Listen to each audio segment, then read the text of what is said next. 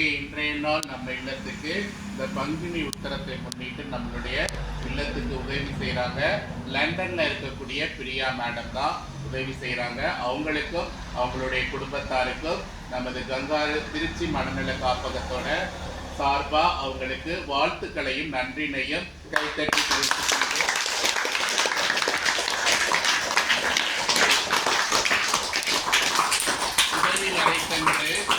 உதவி செய்யப்பட்டார் சால்வின் வரைத்து என்ற திருக்குறளுக்கு ஏற்ப நமக்காக எப்போதுமே உதவி புரியக்கூடிய ஒரு நல்ல மனம் கொண்டவங்க தான் பிரியா மேடம்.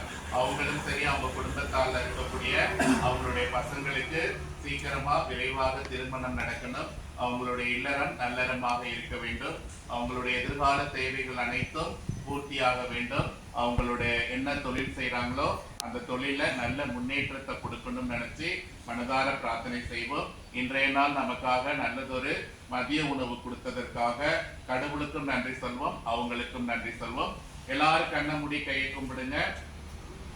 அன்பின் தெய்வமே, அன்பின் தெய்வமே, உண்ண உணவு, உண்ண உணவும், உடுத்த உடையோ, உடுத்த உடையும், இருப்பதற்கு இடமும், இருப்பதற்கு இடமும் கொடுத்த இறைவனுக்கு, கொடுத்த இறைவனுக்கு என்னாலும் நன்றி கூறுகிறோம், என்னாலும் நன்றி கூறுகிறோம். அன்பின் தெய்வமே, அன்பின் தெய்வமே, இன்றைய நாளில் எங்களுக்காக உணவளிக்கக்கூடிய திருமதி பிரியா அவர்களை நிறைவாய் ஆசீர்வதியும். அவர்களது குடும்பத்தார் அனைவரையும் நிறைவாய் ஆசீர்வதியும். அவர்கள் அனைவருக்கும் வேண்டிய நீண்ட ஆயுள், நல்ல உடல்நல சுகம், நிறைந்த செல்வம், ஓங்கு புகழ், விஞ்ஞானம் பெற்று எந்நாளும் வாழ வாழ்த்தி வணங்குகிறோம்.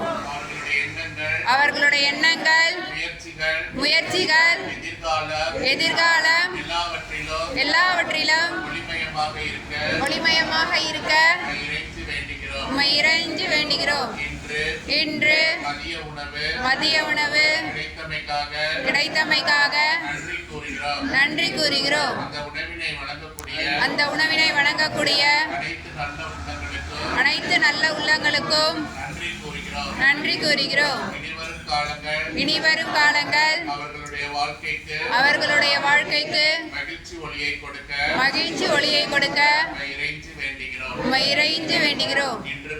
இன்று போல் என்றென்றும் மென்மேலும் நலமாய் வாழ வாழ்த்தி வணங்குகிறோம். வாழ்க வளமுடன், வாழ்க நலமுடன்,